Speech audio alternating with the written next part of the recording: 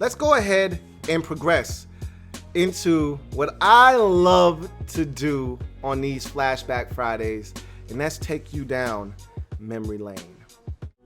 Back down memory lane on the LouieTeeNetwork podcast. I couldn't do the intro because I would get red flagged on YouTube, but I thought I'd just do it myself. How about that? So let's take the trip, and I got to get into my smooth jazz 105.3 voice for y'all as we take this trip down memory lane, man. 2014 NFL draft. You know what's crazy about this draft is I couldn't have been more wrong about some players, and I couldn't have been more right. I think this is the most divisive draft I think I've ever been a part of because there were so many players that people were split on. Remember the Jadeveon Clowney versus Khalil Mack debate? You know, who should you take number one overall? The Texans ultimately took Jadeveon Clowney. But you could argue, I don't think there's really a real argument. Mack has been the more dominant player to this point. So there's that. I was a massive Blake Bortles fan. I was a massive Blake Bortles fan, man. I swear to anybody up and down that this guy was going to figure it out, man. And, man, was I wrong about Blake Bortles, man. Blake B, my goodness. Let's run this draft down, shall we? So, first pick overall, Texans take Jadeveon Clowney. I just talked about that. I don't think they regret doing that, but at the same time, Khalil Mack, and you see the impact he's had during his career. Wonder what he would have done in Houston and would he have been able to change the game for them. Think about a defense with Khalil Mack and J.J. Watt on the same defense. That's kind of hard to imagine, but they could have had that, you know. But that's 2020 revisionist history. The Rams take Greg Robinson. Ouch. Boy, was that a swing and miss. And, you know, that brought absolute joy to my heart because, you know, that was the Washington football team's second overall pick that year. If you remember, that was still a debt being paid from the RG3 trade. And so that pick should have been the Washington football team. And so, you know, I wanted him to stink. And boy, did Greg Robinson stink. So it was great because, you know, Jeff Fisher was trolling us. And, you know, when we played against him, he sent all the players that they got in the trade out to the coin toss. And it was just so much fun to watch every single one of those guys turn out to be bums for the Rams. And none bigger than Greg Robinson. Jags take Blake Bortles, number 3 overall. I remember this like it was yesterday, watching the draft coverage, doing it live with you guys, and Michael Mayock saying, hey, don't be surprised if Blake Bortles is the pick here, because I didn't think Blake Bortles was going this high. And he said, don't be surprised if Blake Bortles is the pick here. I was just in Jacksonville. They were talking, and I swear they really love Blake Bortles, and it ended up being Bortles. And I said, man, Florida kid staying in Florida. This is a match made in heaven. He's going to light it up in Jacksonville, and he's going to turn them around. And he had that. Hey, there's just like we say in Washington, there's always 2012 when we talk about Robert Griffin III. There's always 2017 when you talk about Blake Bortles. Say what you want. There's always 2017 in that AFC Championship game. They were 7 minutes away from the Super Bowl. Don't forget. All right. Anyhow, Buffalo Bills take Samuel Watkins in the first round, 4th overall. And he never quite panned out in Buffalo. Had a great rookie season.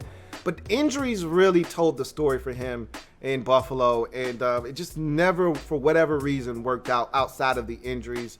The guy is uber talented. We saw it in the Super Bowl last year with the Chiefs. We know what this guy is capable of, but I don't think we've ever fully seen Samuel Watkins at his best. I don't think we've ever seen Clemson Samuel Watkins, which is what got him drafted 4th overall by the Buffalo Bills. Oakland Raiders take Khalil Mack, 5th overall. Best move they could have made there, but the problem is they didn't retain his services. How he's still not a Raider behooves me. I don't know how John Gruden managed to come in and the first thing he does is F this thing up 6 ways to Sunday. I don't know how that got done, but you lose a guy like that, it's tough to replace him. I get it, ton of money to invest in a position that's not the quarterback, but when you got a player the caliber of a Khalil Mack, you do everything in your power to keep that guy on your roster. But he is now a Chicago Bear, but he was a Raider and he did some real, he was the first player in NFL history to make it as a first team All-Pro at multiple positions. Let that sink in and marinate for a second. 6th overall, and I remember when I assessed this draft, I was head over heels with the tackle position. I said, this is a tackle deep draft, and all of these guys are going to be studs. Let's look and see how it turned out. So Jake Matthews was the second tackle taken. Obviously, Greg Robinson was the first, and that didn't work. Jake Matthews has been really solid in Atlanta, but I don't think he's ever been as dominant as we thought he was going to be coming out of Texas A&M. He's got the lineage, but he's been good. He's been good, not great. 7th, Mike Evans. Mikey, that was also one of my assertions that I was right about. This is going to be a killer wide receiver draft. It turned out to be one of the more memorable wide receiver draft classes in recent memory, especially the first round, because if I'm not mistaken, every single one of these first round wide receivers went over 1,000 yards in their rookie season. I'm not sure if Samuel Watkins did, but I think everyone was close. If everyone didn't go over it, and I know Mikey did, and he's been a stud, and he's now a top 7 wide receiver in this league, is Mike Evans. Boy, was I wrong about the 8th pick in the draft. I wanted him to be so good. Cleveland Browns select Justin Gilbert. Now, I didn't think he was going to be good. I just wanted him to be good. I kept talking about this dude and just waiting for him to be good. Wow, was he funky or what? He might have been the biggest bust of this draft. I don't know if this guy played in 5 NFL games total. Like, he was so bad, he couldn't get on the field in Cleveland. There was injuries, and then there was just bad play, and they didn't like him, and I don't know if he liked football. I don't know what the hell was his problem, but it just never worked in Cleveland for Justin Gilbert. My goodness, what a bust he was. 9th overall, Anthony Barr, UCLA linebacker to the Minnesota Vikings. Tremendous pickup by the Vikings. And remember, he almost left in free agency 2 years ago and jettisoned them for the Jets. You see what I did there? But he ultimately had a change of heart, went back to Minnesota, and continues to be one of their better players on their defensive unit. The Detroit Lions take Easy Eric Ebron in the 10th slot of the first round. And, funny thing here was I thought it was a little too early for Easy. I thought he was going to be a really good football player. I didn't think he was top 10 worthy. But, when you look at the Lions draft history over the last, let's call it 15 years, let's go 20 years. I don't think there's been a team in the league outside of Cleveland. I think Cleveland's number 1 and then Detroit's number 2. I don't think there have been many teams that have wasted more top 10 picks than the Detroit Lions, especially on the skill positions, whether you're talking wide receivers or tight ends. I don't know about you, but TJ Hawkinson wasn't as impressive as I thought he was going to be right out of the gate. I'm not calling him a bust, or I don't think he's going to stink or anything like that, but I don't think they got what they thought they were getting in year 1. I surely thought they were going to get more out of him in year 1, but we'll see. But I thought it was a little too rich for my blood at 10, and he turned out to be really solid, but never great in Detroit. And by the time he got to the end of that rookie contract, they were ready for him to go. Number 11, Taylor Lawan to the Tennessee Titans. He's been good. He's a head case, man. He's been good, but not great. Not as good as I thought he was going to be. Similar to Jake Matthews, really solid player. Earned a second contract with the team that drafted him, but he's a head case and hasn't been always the best player for the Tennessee Titans. At 12, one of the steals of the first round, even though he's a head case as well, Odell Beckham. Shame on you if you step to the old dirty Beckham. This is a guy that I thought it was going to be good. I didn't think he was going to be this good. I'm not going to lie to you. When you watched him at LSU, you saw potential, but the problem was the quarterbacking at LSU has been so bad for so long that you kind of fall prey to thinking their receivers aren't as good. And you saw what happened when they finally got a quarterback at LSU, all the talent they had at the receiver position and how they blew up. I mean, that's been the problem in LSU. It hasn't been the talent at receiver. They've had a lot of receivers drafted over the years. I used to always say, buyer beware when you go to the LSU store. You know, I've done this before on this podcast, so I'm not going to do it again, but there's the Craig Buster Davis in San Diego. There was the Michael Clayton in Tampa Bay. All these guys that would come out as first-round wide receivers and stink it up. Out of LSU, and I would say, hey, buyer beware. You know, don't go shopping at that LSU store for wide receivers. But these guys have changed the narrative, and it started with Odell Beckham Jr. and Jarvis Landry, and they've really put out some good players ever since. And so he exceeded my expectations, but again, he's a head case, and that's why he's in Cleveland and still not a New York Giant. But he went over 1,000 yards in his rookie season. And remember, he missed the first 2-3 games of the season with an injury and still ended up with 1,100 yards receiving and 7 or 8 touchdowns. I mean, he tore it up. It might have been 13 touchdowns. He tore it up his rookie season. It was ridiculous. The crown jewel of this draft, however, was at 13. St. Louis Rams select never, ever trust a man with 2 first names, Aaron Donald, defensive tackle out of Pitt. I don't think anybody saw what was coming from this guy as he turned into the best defensive player in the league and arguably one of the best defensive interior linemen I've ever seen in my life. And there have been some really good ones I've seen. John Randall comes to mind. You know, a lot of guys that played on the inside that were really good football players. But I don't think I've ever seen dominance from inside like I've seen with Aaron Donald. This guy is he's next level. And I don't think the Rams knew what they were getting at 13, but my goodness, did they get the steal of the first round in the 2014 NFL Draft. Kyle Fuller, Bears select him out of Vatech at 14. Solid player. I think he was a guy that was iffy early on, got better as his career progressed, and I think he's been really solid in Chicago. He's still a Bear right now. One of the heartbreaking stories of the 2014 NFL Draft was the 15th pick overall. Steelers take linebacker Ryan Shazier, who I just absolutely loved. To me, he was the guy that was changing the game at the linebacker position because he made it in vogue to go and get you a smallish but stupid athletic and fast linebacker that was physically gifted. He made it in vogue to do that because before him, there was this taboo and stigma that, hey, look, if you're willing to trade speed for size, go ahead, but you're going to pay for it. And he was the first guy that made it okay to trade off speed for size or size for speed, but not lose the physicality at the position. And I felt like he was single-handedly changing the game at the linebacker position as an inside backer. Man, this guy was ferocious. But his career got cut short due to a hit. And, it's a shame what happened to him because that guy was trending towards being the best linebacker in the league. Dallas Cowboys take Zach Martin, 16th overall out of Notre Dame. I remember when they first made this pick.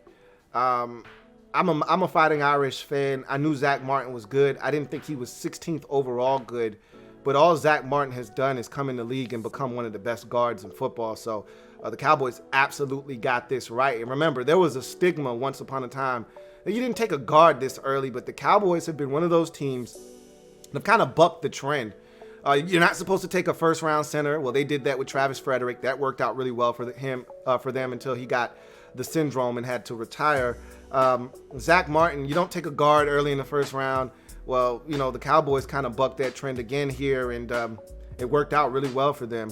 Ravens take C.J. Mosley, linebacker, out of Alabama. I remember being so wrong about C.J. Mosley. I wasn't a big C.J. Mosley fan. I said, look, I don't see what all the fuss is about C.J. Mosley. Go back and watch my assessment of him. I thought that he was overrated. And I was wrong. He was a really good football player for the Baltimore Ravens. He hasn't really been good since, however. Since he's gone to New York, injuries have really beset him, and now he's opting out of this season. I don't think the Jets are really happy with what they've gotten out of C.J. Mosley to this point, but we'll see what happens. But he's been really good early in his career. This was another swing and miss. I wasn't the biggest Kelvin Pryor fan.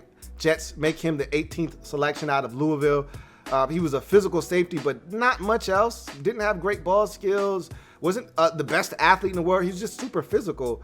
And I think the Jets found that out the hard way. And I don't even know if this guy, made it 3 years in the league. Because normally when you're a first-round pick, you get passed around the league. If the team that drafted you gives up on you, you get 2 or 3 other opportunities elsewhere. I don't even recall Calvin Pryor getting maybe one more opportunity somewhere else, like a Cleveland or something like that. I don't remember where else he went, but I don't remember him getting many cups of teas in the league, man. It was in and out for him quick. 19th overall, Dolphins select Juwan James, tackle out of Tennessee. I remember this being a surprise when the Dolphins made this pick, man. I wasn't expecting it. Was shocked by it. Didn't even know who the hell Juwan James was, to be honest with you. Caught me off guard, but he turned out to be a very serviceable right tackle and got a massive deal for the Denver Broncos. And so he's been really solid throughout his NFL career to this point. Saints take Brandon Cooks, 20th overall out of Oregon State. I remember his combine and how he tore the combine to shreds, and that's how he really catapulted himself into the first round with a dominant combine performance. And it was crazy, though. I could never understand why no one wanted to hold on to Brandon Cooks. He lit it up in New Orleans. I remember his rookie season, over 1,000 yards. I told you this was a really prolific group of wide receivers in the first round of this draft. He went over 1,000 yards in his rookie season. He went over 1,000 yards again. And he's got Drew Brees, so you knew he was going to tear it up, and he did. But then they traded him. Right before his contract was to expire, they traded him to the New England Patriots. And he lit it up with Tom Brady in his first year there. And in the middle of his second season, he gets injured, and they end up moving him to the Rams. He tears it up there for the Rams. They ultimately make the Super Bowl in his first year there, and he seemed to be the missing piece. And then all of a sudden, they trade him too. So I'm like, what in the hell is going on with Brandon Cooks? Like, why doesn't anybody love Brandon Cooks? He's now a Houston Texan, but wherever he goes, he puts up numbers. I talked about him not being able to stay healthy, but the guy is a high-volume machine. He catches a lot of balls for a lot of yards, and he does a lot of good things when he is healthy. 21st overall, Green Bay Packers select HaHa Clinton Dix out of Alabama. Never was a huge HaHa Clinton Dix fan. I haven't been blown away by his career to this point. Green Bay gave up on him, traded him to the Redskins or the Washington football team. He was horrible for the Washington football team. They actually wanted him back. He decided, you guys stink. I don't want to come back. He ended up taking a 1-year deal to play for the Bears. Kind of resurrected his career in Chicago. Got a deal to go play with the Dallas Cowboys. I believe it's another 1-year deal. So he's essentially being passed around. No one wants to commit long-term to him for good reason. Hasn't shown the ability to be a consistent defender, but when he's on, he's a solid football player. 22 overall, the most controversial pick in the first round of this draft. Cleveland Browns select quarterback Johnny Money Manziel. My God, remember that? Money time? You remember that? Man, was this guy a head case 1, a walking off the field issue 2, and a guy that just simply didn't get it 3. He had talent, though. There's no denying that. But talent without effort and work ethic, you might as well be a bum at that point. And so this was one of the crazier picks because so much hoopla followed this guy. So much fanfare and expectations followed him. And remember, the Browns were still searching for a franchise quarterback. So a lot rested on his shoulders, and he wasn't the guy that you wanted to put that kind of pressure on. And he didn't deal with it very well. We all remember the video or the photo of him in the bathroom with the Coke on the counter with the rolled up bill, and you couldn't see everything, but you could kind of surmise what was going on there. And all the episodes, he would get injured, he wouldn't show up for treatment. It was rough. Needless to say, he ended up out of the league, and he tried to get back in the league. He did the whole, what league was it that he tried to get in? It wasn't the AAC, it was the other league. What was it? It was a football league that came and went, and they had Manziel. I think he might have actually played over in Canada or something. And he was funky over there too. At the end of the day, it didn't work, but there are a lot of people swearing by Johnny Manziel when he came out of Texas A&M. I swear, man. Anyhow, Kansas City Chiefs take D Ford, 23rd overall, and that ended up being a really good pick for them. It started off a little slow, but eventually D Ford became a really good pass rusher for them. Not enough to the point where they felt like they needed to hold on to D Ford, but he became a really good football player, and a quality pass rusher, in this league. Really, the offsides in the playoff game versus the Patriots was his undoing in Kansas City. That was the beginning of the end of him in Kansas City. But as I mentioned, good football player, but he's kind of fallen out of favor in San Francisco already. It'll be interesting. At one point I heard he was on the trading block in San Francisco, so we'll see what happens with him. As we move on to the Cincinnati Bengals, Darquez Dinard is the pick out of Michigan State. Never was a Darquez Dinard fan. Never thought that he was worthy of a first-round pick.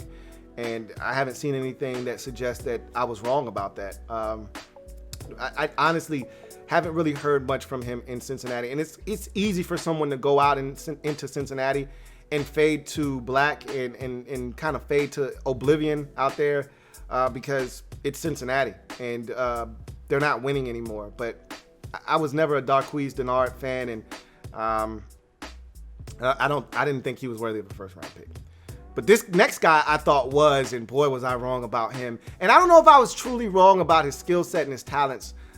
I couldn't have predicted he wouldn't be able to stay healthy. And that's Jason Viretch, drafted by the San Diego Chargers, 25th overall out of TCU. My God, Jason Viretch, man. I had a man crush on his game. I just thought this guy was going to be a stud at the next level. And so many people believed in Jason Viretch that he kept getting opportunities despite getting hurt every single year. As a matter of fact, he's still on the 49ers roster despite tearing his ACL last year. So this is a guy that cannot stay healthy to save his life. But he keeps getting chances because the talent is so immense. But at some point, he's not going to be the same player. And we got to be in year 6 of Jason Barrett. I don't think this guy has played 20 games in his NFL career yet. I could be wrong about that. But it feels like he hasn't even played 20 games in 6 seasons, which is asinine. But he keeps getting opportunities. This next guy didn't get a bunch of opportunities, and boy, did he stink. Philadelphia Eagles select linebacker Marcus Smith out of Louisville. And these Louisville players were overdrafted in this draft. We talked about Calvin Pryor already. Now you're talking about Marcus Smith. And I tried to get Eagles fans to understand that maybe there was a little value in this pick. Maybe he's not as bad. Eagles fans weren't trying to hear it. They knew this guy was a bum and a bust right out of the gate. And he was. And there was no cleaning this up. And I again, one of these guys that I don't know if he even made it 3 years in the league. I think he might have been out of Philadelphia after his rookie season. Maybe 2 years in Philly, max. Like, they realized quickly we made a mistake, and they moved on. And I don't think he got many other opportunities in the league. He may have gotten one more, but not many more. I think he ended up in Washington at one point, either a year or two ago, but never did anything there either. So that was a waste of a first-round pick there. 27th overall, Arizona Cardinals select safety Dion Buchanan. He ended up being a linebacker, another one of those guys that kind of ushered in that wave of making it okay to have an undersized linebacker inside. He was more of a thump guy than he was a speed guy. He could run, but he was more of a physical presence as a 215, 220, 225 pound.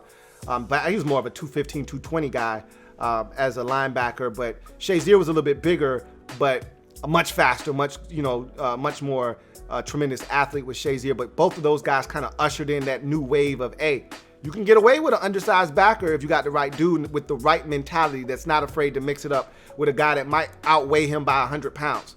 You can do it. And Dion Buchanan was one of those guys. And he actually had some really good years in Arizona, went to Tampa Bay, and that's when the career started to kind of tail off a bit. Carolina Panthers, 28th overall, select Kelvin Benjamin out of Florida State. I thought he was going to be a beast. He came into the league. He looked like he was going to be the beast that I thought he was going to be. Over 1,000 yards. Coincidentally enough, the only 1,000-yard season he would have in his career. I think he had like 1,005 yards that year. He looked the part. Big target for Cam Newton to get the football to. It just seemed like a match made in heaven. And then he got hungry. And he started eating. And he didn't stop eating. And he didn't train. And all of a sudden, he wasn't 235-pound Kelvin Benjamin that was a beast at Florida State and a beast in his rookie season. He was 245-pound Kelvin Benjamin that was starting to look a little lethargic and a little tired after running a couple of routes. And next thing you know, he was in Buffalo and he couldn't get off the line of scrimmage because he was a little tired. And he got bigger. And he joined the Eddie Lacy Club, man. And that's unfortunate because there was early promise. But, man, what a little bit of extra food and a little bit extra weight can do to you. New England Patriots take Dominique Easley, tackle out of Florida, 29th overall. I've always said that the Patriots are terrible at drafting in the first round. They don't do a good job. Where they do their damage, second round and later. They seem to whiff on the back end of the first round quite often. But they're okay with doing that because they just know how to identify talent on other teams. So that's how they find a Kyle Van Noy as a diamond in the rough. Oh, Detroit doesn't know how to use him. We'll snatch him up, figure it out, and get him to play good ball for us. They seem to do that well. They seem to find the Daron Harmons and the Jason McCourtys in the mid rounds. They seem to find the players that are ultimately going to help them down the road in the third, fourth, fifth round, second round. You know, they find good football players second round and later. They just don't seem to do it well in the first round. And this was another waste of a pick here. San Francisco 49ers 30th overall select Jimmy Ward out of Northern Iowa. It's Northern Illinois, excuse me. I was lukewarm on Jimmy Ward. I thought he was more of a corner, safety, wasn't really sure, kind of a tweener. They found good use for him. He ended up being a really good player for them and a glue guy in that secondary once he was healthy. So a really solid pick back into the first round for the San Francisco 49ers. Then you get to the 31st pick. Denver Broncos select cornerback Bradley Roby out of The Ohio State University. He was a key cog in that defense, winning the Super Bowl in his rookie season. He stepped in right away, gave them quality snaps in that 2015 season as they were able to become a dominant defense. And he was a huge part of the reason why. You had Keith Talib on one side and Bradley Roby on the other. And they played some really good defense in what became the no-fly zone, along with Chris Harris as well in that secondary. And they became a really formidable group back there. Also with the safety that they got from the Cleveland Browns and Ward. So they had a hell of a secondary. Of course, Von Miller, DeMarcus Ware, and all those guys up front. That was a hell of a defense. And Bradley Roby really came in and did his job. Minnesota Vikings select Teddy Bridgewater, 32nd overall out of Louisville. So 3 first-rounders for the Cardinals in the first round of the 2014 NFL draft. And the only one that managed to really make anything of his career was the final one selected in Teddy Bridgewater. I remember the Vikings trading back up into the first round to get Teddy Bridgewater and thinking what a smart move that was. You get that extra year on his rookie deal. And this is a guy that a lot of people went sour on. Remember, he had a horrendous combine and pro day. And remember, he went back to the glove for his pro day and did a lot better at the pro day, but he was bad at the combine. And so a lot of people soured on him. And I thought he was just starting to blossom in Minnesota when he had the horrific injury. And I think he's going to get another opportunity now in Carolina to be the guy. And let's see what he does with this second act that he's getting and a new lease on life. All right, let's kind of just scroll through quickly the rest of this draft. Cowboys get DeMarcus Lawrence, 34th overall in the second round. That turned out to be a tremendous steal for them. Browns get Joel Bitonio, 35th, the very next pick. He turned out to be a really good football player for them. And the Raiders get Derek Carr, 36th overall. Not often that you see a quarterback not taken in the first round actually turn out to be a quality NFL starter, but that's what Derek Carr has become, and they ended up getting him in the second round. As we roll through some of these other names, Rashid Hegman, Falcons select. Austin Seferian-Jenkins, I thought he was going to be a stud for the Bucks. That didn't turn out very well. Marquise Lee for the Jaguars. Detroit Lions take Kyle Van Noy. I just talked about how he didn't work as a second-round pick. They were disappointed. He goes to New England, tears it up. As we continue on, Jordan Matthews, I thought would be a really good receiver for the Eagles and actually started out well in his career, but he's being passed around now like bread at the dinner table now. I mean, he just ended up on the 49ers roster like 9 times, the Eagles roster 17 times. He's been all over the place, man. As we continue on down this list, Trent Murphy was the Washington Redskins second round pick. Jason Morrow, I thought he was going to be a good tight end in this league. This is a guy that I was super wrong about. Man, did I love me some Jeremiah Atauchu or what. Man, I thought he was going to be so good out of Georgia Tech. I thought he was going to end up being one of the biggest steals of this draft. And injuries and for whatever other reasons, he just hasn't amounted to much of anything in this draft. Packers get truly one of the big steals of this draft. Devontae Adams in the second round, 53rd overall, has become one of the best receivers in all of football. That was a big pickup for them there. Allen Robinson went 61st overall to the Jacksonville Jaguars, so that was a hell of a pickup there for the Jaguars. Jarvis Landry, 63rd overall, back into the second round out of LSU as well, another good pick. The Washington Redskins take Morgan Moses at the top of the third round, top portion of the third round out of Virginia. That turned out to be a really good pick for them. Christian Kirksey was picked by the Browns in the third round. That turned out to be a really good pick there. Remember Chris Borland? That's a name in this draft. Hell of an early start to his career. Decided to retire early because of concussions. And not that he had a bunch of them. He just said, I don't want to have concussions. Now that I know what they do to you, I'm going to go ahead and retire early. And he was one of the first guys to actually do that. It was a big story at the time. As you continue through this draft, let's look at some more notable names. Panthers select Trey Turner at the back end of the third round. He turned out to be a steal for them there, an all-pro guard at the back end of the third round. I'd say that was a big pickup for them there. I remember Dreek Archer, the pick of the Steelers, running back out of Kent State. I thought he was going to be really good. Man, was I wrong about him. Falcons take Devontae Freeman. Devontae Swang!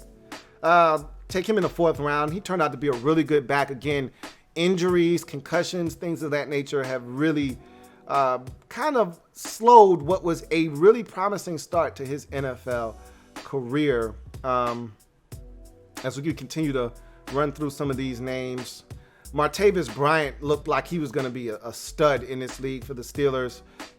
Burst into the league as a big-time deep threat for the Steelers, in a part of their Killer Bees unit of Ben, Brown, Bell, and Bryant.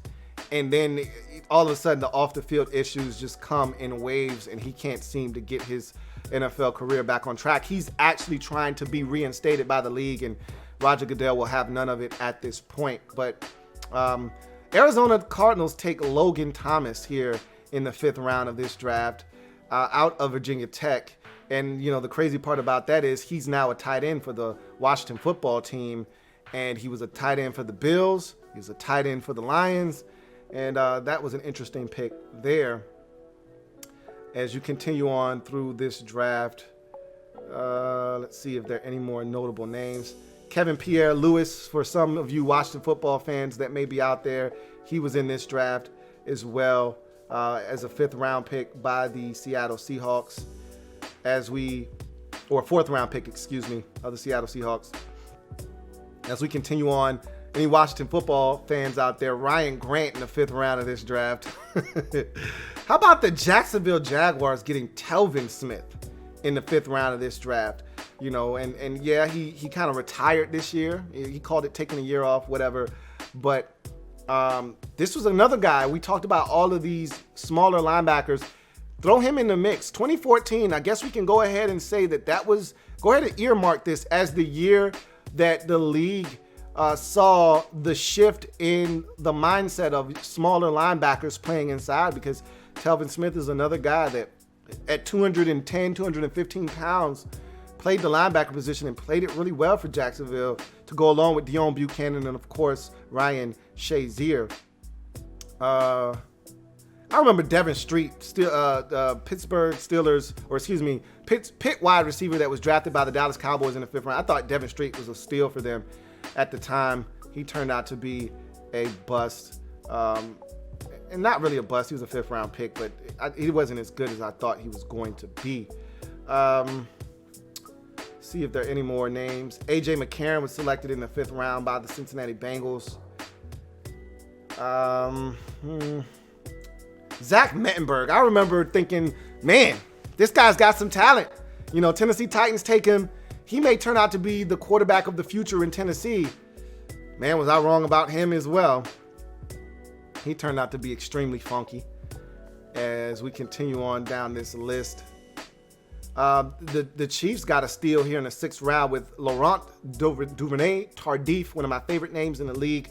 They get him out of McGill College in the 6th round, and he's been one of the linchpins of their offensive line, And so that was a good get late in the draft. Quincy Enunwa was a really good pick for the Jets, even though he has not been able to stay healthy recently. Remember Taj Boyd from Clemson?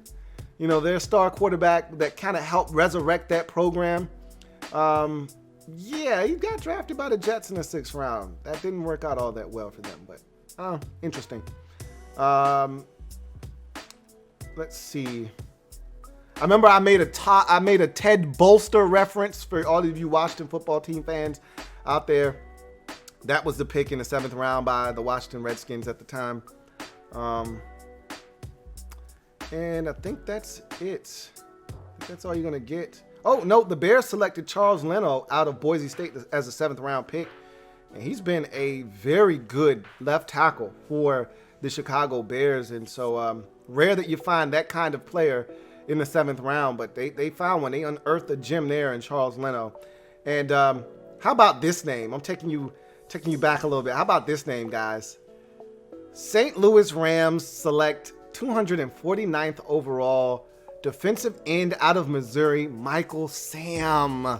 Remember Michael Sam in the media storm he created when he kissed his boyfriend on draft night and got drafted by the Rams, and oh man, the jokes were just flying in, boy. Yikes.